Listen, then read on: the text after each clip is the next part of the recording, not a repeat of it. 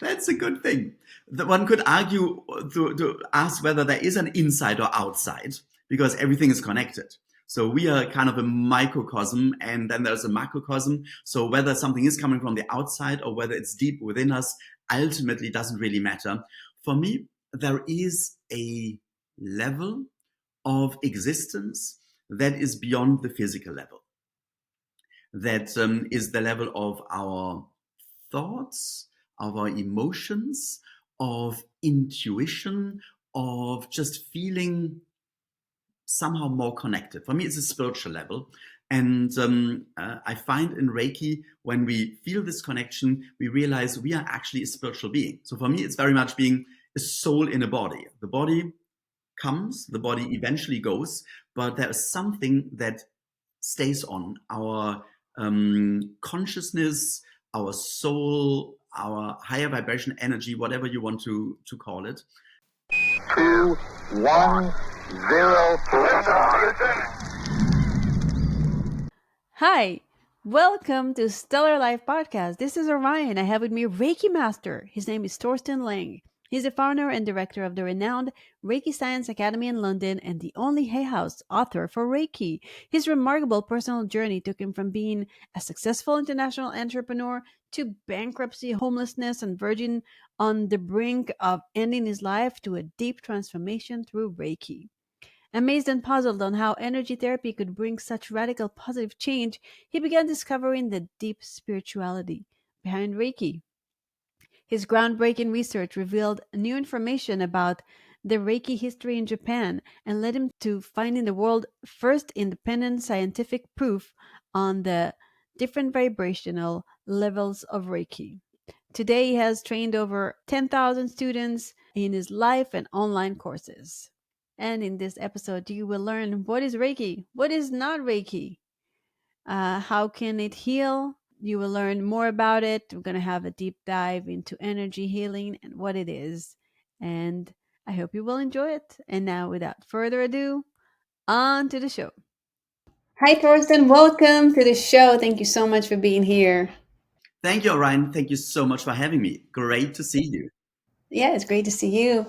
Can you share a little bit about your origin story?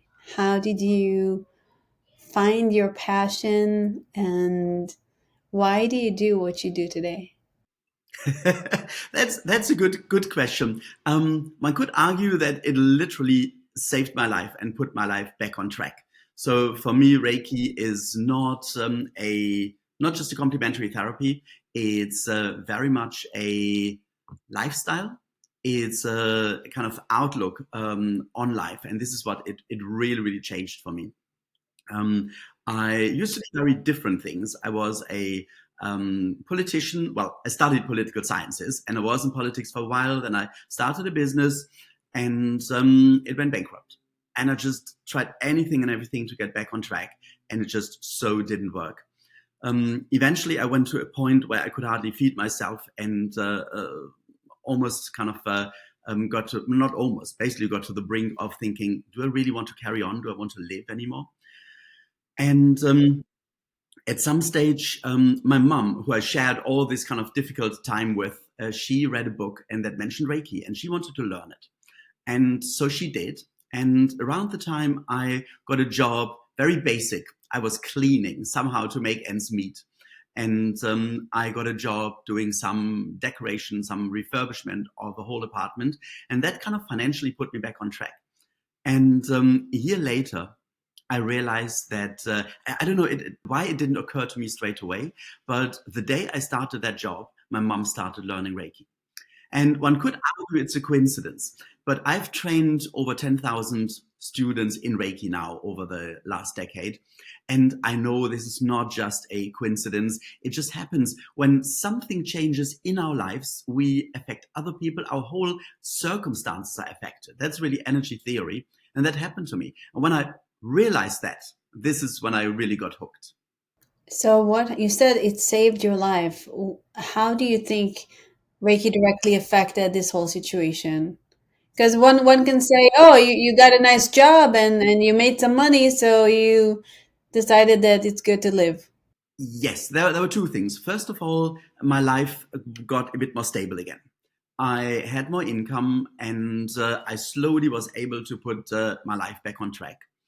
That was obviously very helpful.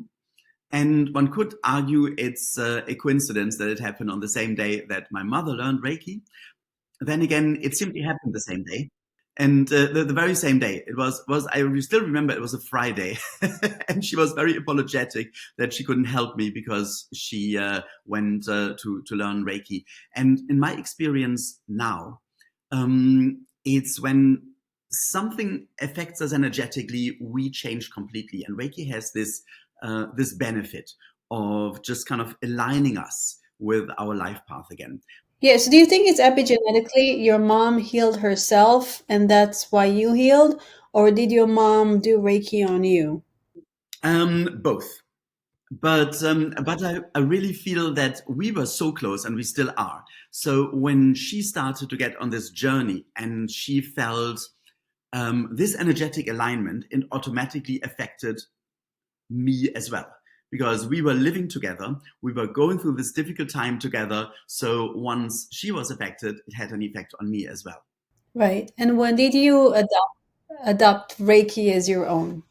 Well, yes, she gave me a Reiki course for Christmas. I now need to get back on track and really work hard and just kind of get out of this difficult situation. But she decided I should learn Reiki as well. So she gave me a Reiki course for Christmas, and Reiki kind of very starts with your hands. Your hands get warm. You feel something. And when you place your hands on somebody else, they can feel something as well. It has medically proven effects. It's used in 800 hospitals in the United States. It's based on stress reductions. There are over 100 scientific studies into the efficacy. But what I found most incredible is you can feel it. And this really got me on this path of trying to find out, so if I can feel something, something must happening. What's happening? Is it in my body? Or is there something like channeled in energy, higher vibrations? What is it? And that kind of got me on this path that I wanted to learn. Nice. It seems like you were more of a left brain thinker and you didn't believe as much in energies.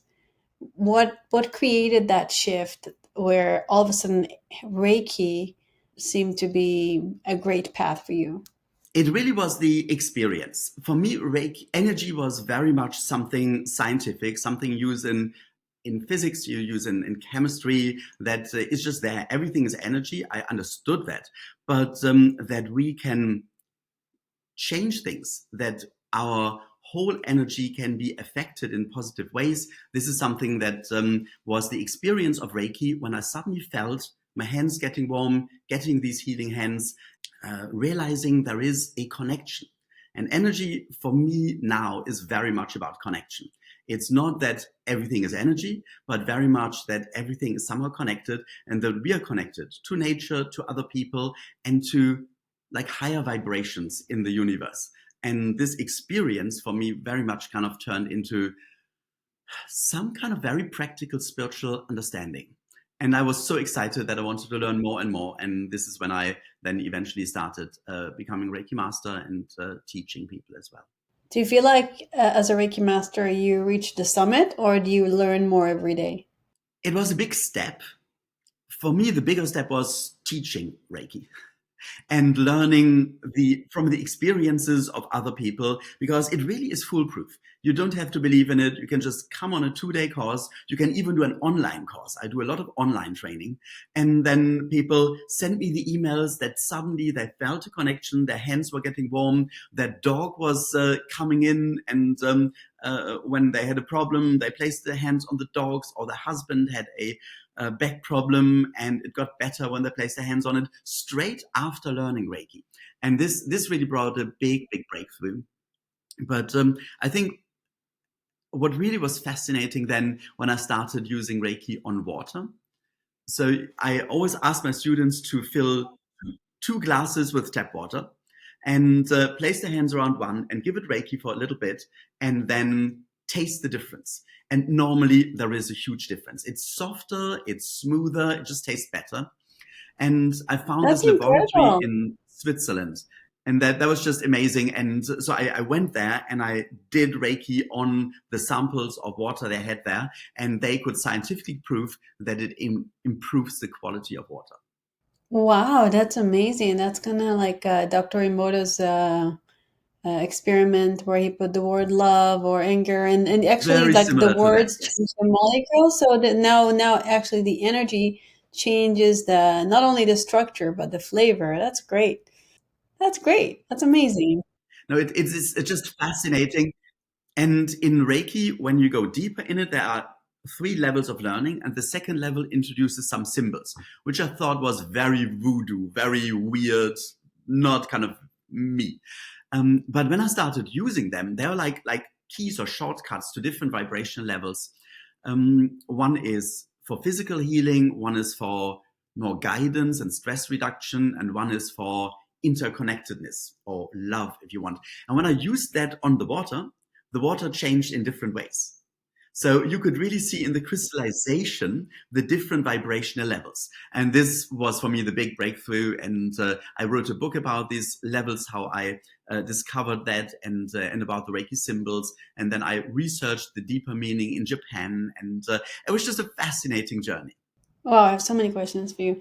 Anyways, let me start by just sharing that I heard a podcast interview with this lady who does experiments on water where she thinks something, um, and project it to the water, and then in the morning you can see that a symbol of that in the water. She even puts a glass of water by her bed, and she dreamed about a ship and a storm, and in the morning that sample, when they checked it under microscope, it showed a wave, and oh my god, I getting goosebumps, a wave and a boat.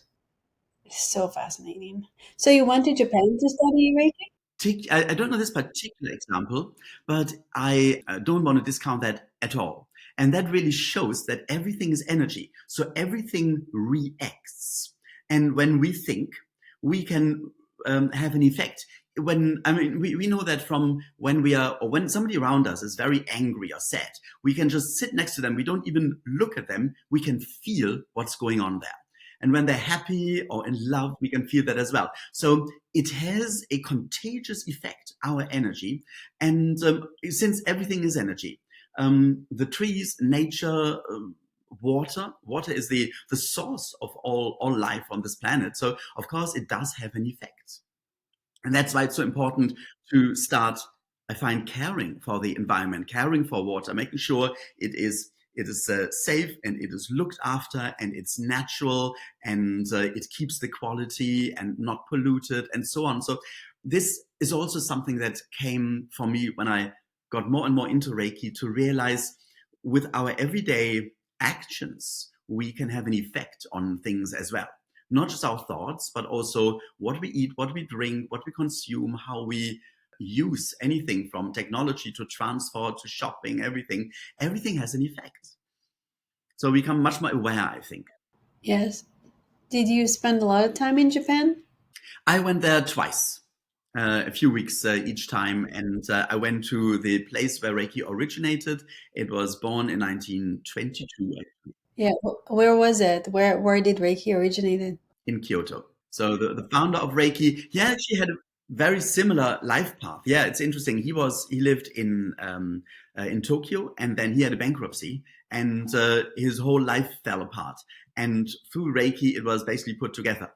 And he went on this meditation on a mountain near Kyoto, and this is where he suddenly felt light and energy, and he realized afterwards he had what he termed healing hands, or a healing power.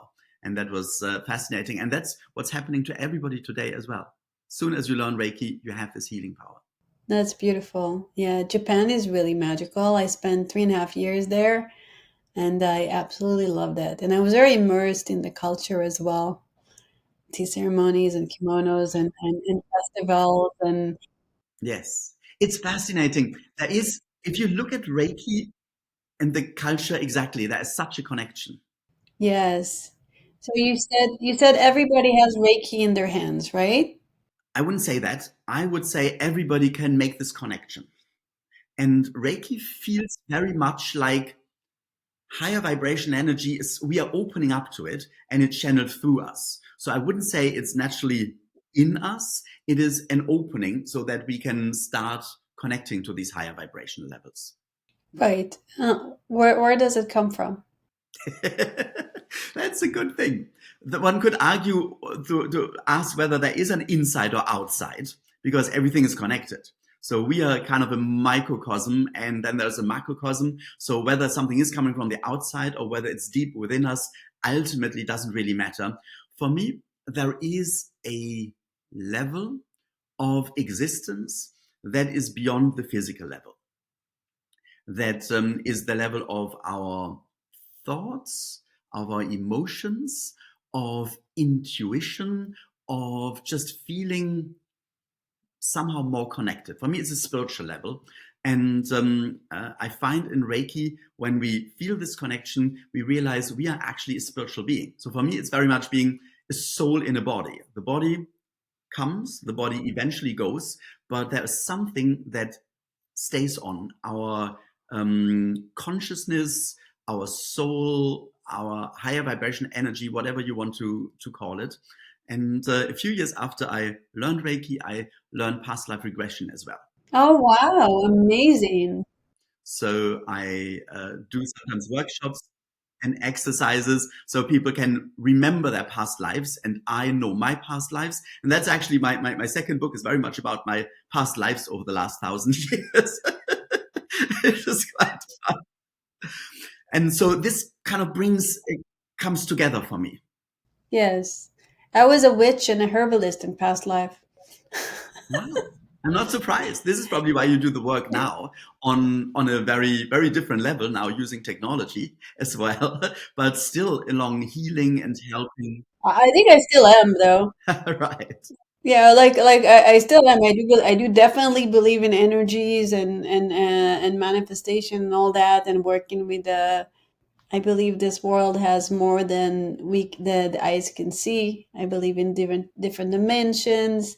I believe we can jump timelines. I believe in a lot of um, things that are considered woo, and I guess my soul knows that. And sometimes I do, like with herbs. Like I'm very curious. Like I will do some herbal medicine, or even like herbal like facial products, and it's one of my little hobbies that I don't do constantly, but every once in a while I'll do it.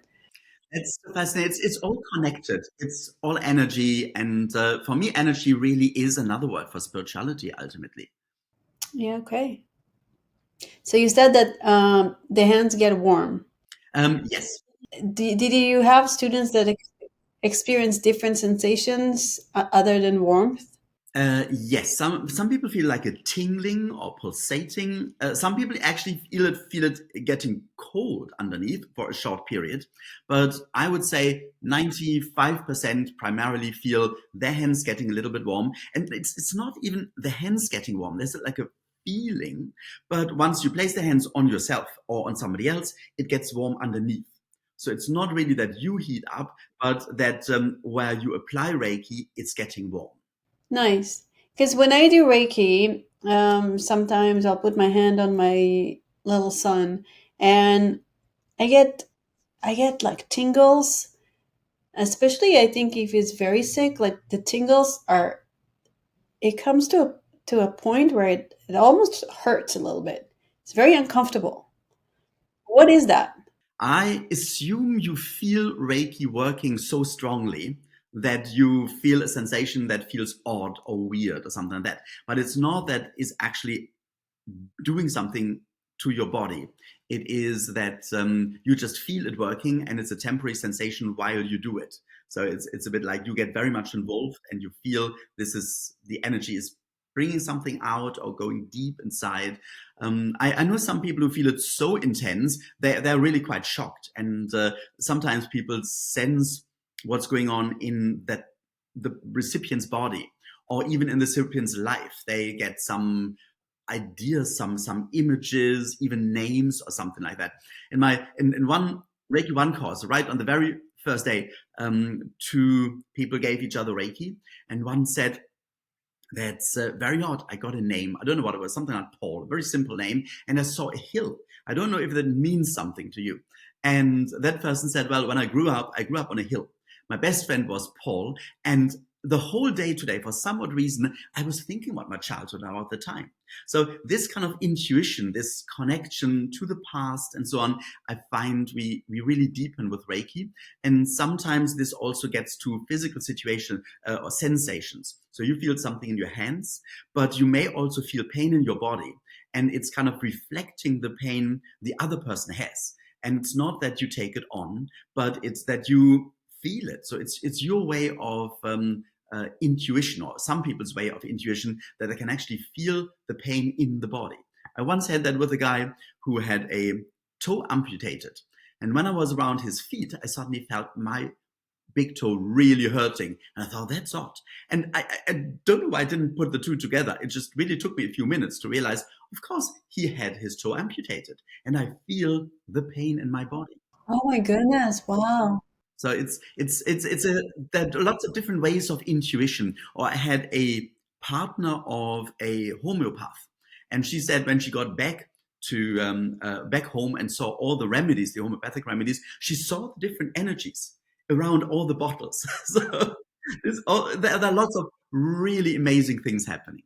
Wow. So it creates really awakening in the practitioners or the receivers.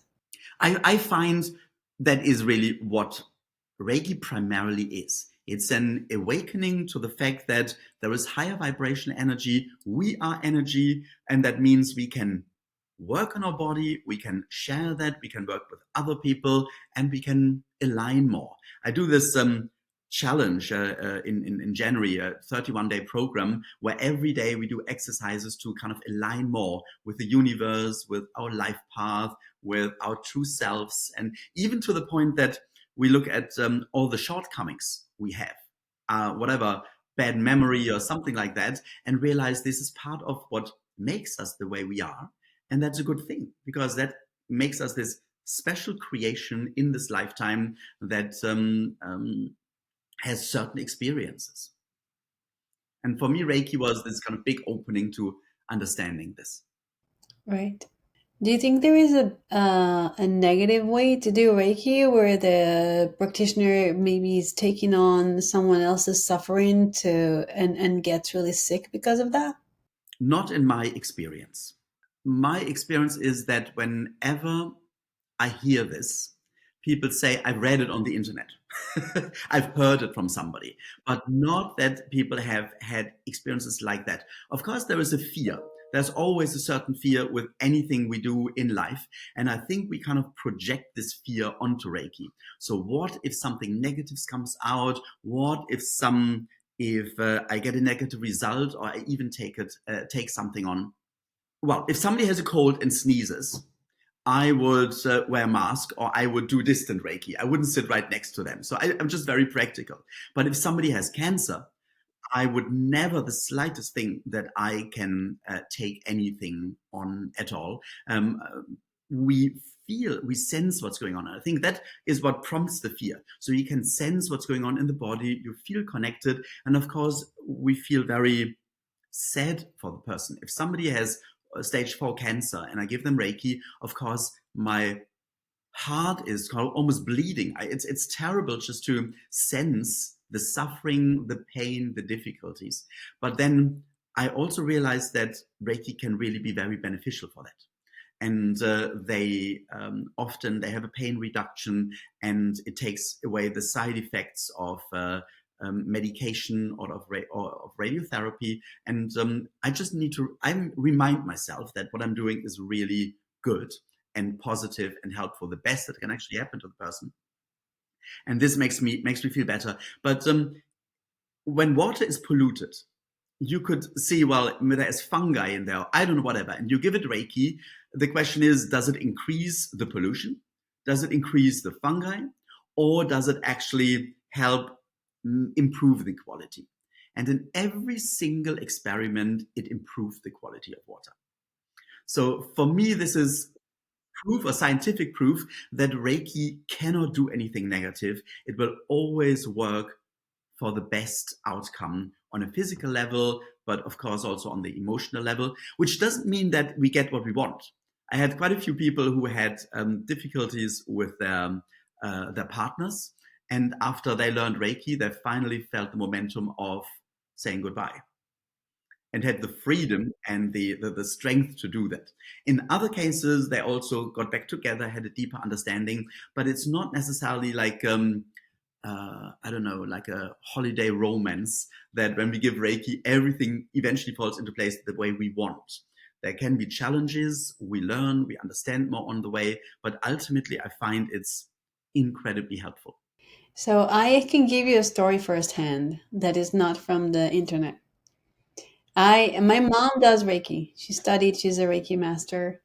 And I was exposed to the idea of Reiki as a teenager, and I really loved it. And when I was in the IDF Israel Defense Force, and I wasn't at home, there was like one guy that came there and had a concussion. And I've never really done Reiki, but I felt compelled to put my hands on his head. Now, this guy was like really not a great shape. Um, and I put my hand on his head and I just channeled whatever good intentions, Reiki. I feel my hand maybe getting warm or whatever. And I've never had migraines before that. After I gave him that treatment, I went back to my room and I had the most excruciating migraine. I never had anything like this in my life. I never had a migraine in my life or a headache. I was 18, never. I was mega healthy. And it went to the level of I actually remember banging my head on the wall because the pain was so severe and it lasted for 3 days. And since then, I was like, I'm not doing Reiki on anybody ever. Maybe on like I'll put my hand on my husband or on my child, but nobody else. I'm just like, nope. Like I don't want to take that risk. What do you think happened there? Because that guy went like a day or two later, he was fine. He got out of bed, he started walking, everything was fine. I was with the most terrible headache of my life for 3 days straight. First of all, I think you're very much an empath. And so you felt the pain, and this then kind of manifested in your body.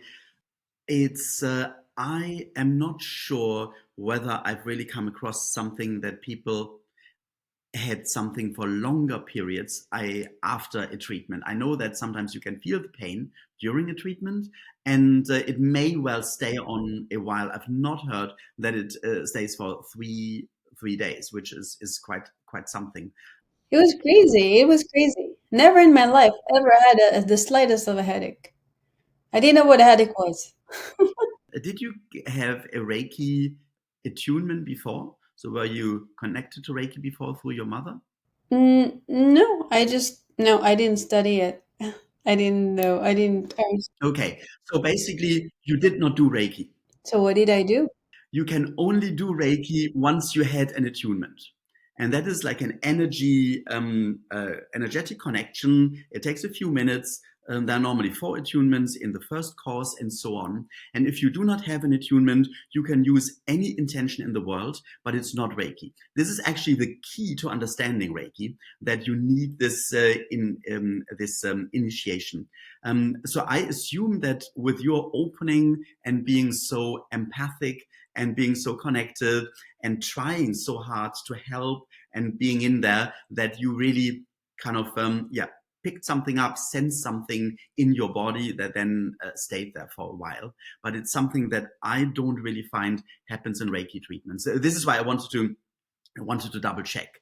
So Reiki is something that Reiki is not trademarked. Anybody can call Reiki whatever they like. But when we get to the scientifically researched Reiki, it needs to have this attunement, this initiation, and this students are even given a lineage. So the Reiki master who gives this attunement has been attuned by another Reiki master, and that Reiki master again has been attuned, and that goes back to the founder of Reiki. So to keep this system the way it is and make sure it's actual Reiki and not something else, even though there are amazing other healing systems, but to kind of keep the specialty of Reiki, people need to have this lineage, and they know this is my Reiki master who attuned me, and they were tuned by somebody else, and it goes on and on. I have a whole episode of my YouTube channel recently done about the lineage and looking at kind of different lineages and explaining that, because that for me is a key part. Otherwise, we talk about general energy healing, and there are lots of different modalities. Some people channel their own healing energy. Some people just channel angelic energy. Some people do slight kind of body manipulation. Ultimately, everything from reflexology to acupuncture is energy healing, but it just works in different ways from Reiki. Right. So I called it Reiki. I guess I didn't understand. Maybe it was a different healing system. Maybe I was using my own life force. I think that's very much what I suppose happened, and often we are very depleted. Even natural healers who have this natural healing ability are often depleted when they give healing because they use their own energy. And with Reiki, the general consensus basically is that you're not depleted because you are getting Reiki at the same time. So I can feel when I give Reiki to somebody, I can still feel that I'm getting Reiki at the same time. So it's like coming in and being shared. Hmm. And how does one not use their own life force? For me, it's intention. I say, I intend to use Reiki, and then I start feeling something in my hands, and then I use that on myself, on other people. So for me, the intention is the key to making sure it is Reiki. My understanding is that you can only really do that once you've had this initial introduction and the attunement. Right. That's good. Thank you for that distinction. How does one do self healing, like self Reiki? Like, so everybody that wants to do Reiki needs to be initiated in order to open up some kind of a Reiki channel, or can it be spontaneous? Because my rebellion side was like, nope, I did Reiki for sure. It was 100% Reiki energy. I don't need to be initiated. I'm a master from previous lives. I'm fine. I don't want to discount that there is anything possibly still there. And I mean, the way you come across, I'm sure you have natural healing abilities and a lot of empathy. And when we share love, when we share warmth, in Japan, there is a word tiate, and that means natural palm healing. And the idea is that everybody can, to a certain degree, naturally heal with their hands. And we do that with children. We just place the hand on children when they fall, scratch themselves or so. And we often feel there's something going on. So that is general palm healing. But with Reiki, this gets much more intensified. So you really, I'm afraid, need this introduction, whether it's an online course. I just kind of try to condense it and have this short, well, it's an 8-hour online course, but in 8 hours, you really get that. You get the attunements, which are live with me. So people connect at a certain time, then I can send that over a distance. Or you go to any Reiki school, any Reiki teacher, it's always Reiki. But once we have that, then I do that every morning. I just start every morning like that. I just place my hands on myself and I just go along the body and place my hands on my heart. And often in some areas, I feel it much stronger. It's really interesting. So it's quite fascinating. As I said, at the moment, my partner is away. So when I did it this morning, I felt it a lot around my heart because there is this. I'm just missing my partner at the moment. So this is really interesting. And sometimes I feel it in other areas more. Sometimes I feel it working on my back or something like that. And then I notice that something is kind of out of alignment on my back. So I tend to find it just goes where it's needed. Great. You said you have a challenge coming up. What is that challenge and where can people find it? It's a 31-day program that I'm running throughout the month of January. and people get an email every day with an exercise. Every exercise is videotaped. So I'm basically talking people through the exercise, and that's the first. So far, people had to read it and then do their own exercise, and now they can just switch on the video or even just listen to it, and I talk them through about exercises. It has 3 steps or 3 phases every week. The first is realization that we are an energetic being, that we are multifaceted, that we are connected. The second level is change, how that changes our perception from self-acceptance to looking at people around us in different ways. Then it's application, how to bring that like into every situations in our everyday life, from our workplace to going out. So interesting. I find that often people segment themselves. So they are like, have an hour of being spiritual, meditating, doing some exercises, and then I think, okay, now I'm being normal again. Now I do my accounts. Now I go to work. Now I do shopping. But of course, we are integrated beings, and we can be spiritual at work. We can share the love, even when we do accounts or I don't know, whatever. We can just still be in this connection. So that's kind of the third week. And the fourth week is how to bring that into the world and to find our role in this world, in this life. I mean, if we believe in this idea, we've been here before, then the question is, why are we here this time? What's the purpose? What are we rising up to the challenge? And so this is kind of this 4-week program that I'm doing. And it's on my website, thereikirevolution.com. That's really great. That sounds like it can benefit everyone. Sounds like a great program. And you also have a school, right? I have a school in London called the Reiki Science Academy. And there are courses, Reiki 1 courses every month, lots of workshops. And so I run that together with a colleague. So when I'm traveling, and I do a lot of traveling at the moment, I'm in California, then he is running the courses, and we just work amazingly hand in hand. Perfect. What are your 3 top tips to living a stellar life? Ultimately, I find everything we experience and we find unpleasant in other people and in the world is a reflection of our inner struggles. So if we see wars, then the question is, where inside do I not feel peace? So I think it's always goes back to, how do I feel? How can I improve myself? And what is reflected at present? This is what I would say. I think the other thing is, we had so many disappointments in our lives that at some stage we hold back our love and our connection because we've been hurt. And I think this is really closing us down. I think once we just are open and just share, and if we feel it's not reaching people, they're taking advantage, go on and try it again. When we live from our heart, I think this gives the greatest happiness. And the third idea would be, spend some time with yourself. What I do is often I take a deep breath, hold my breath for a moment, and in this moment, I feel I'm spiritual. I'm connected. I'm part of this universe. This is my kind of very quick fix of creating a bridge to the universe. And just to remind yourself, I am connected. I can have intuition. I can find guidance. I think these kind of 3 aspects are for me really important.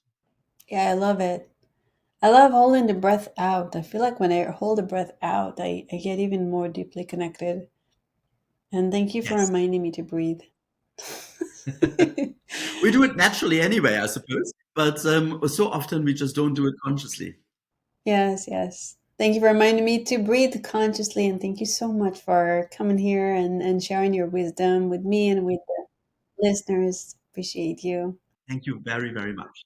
And thank you, listeners. Remember, other people's and situations are your reflection. Share your love openly. Spend time with yourself. Take a deep breath and connect. And have a stellar life. This is Orion. Till next time.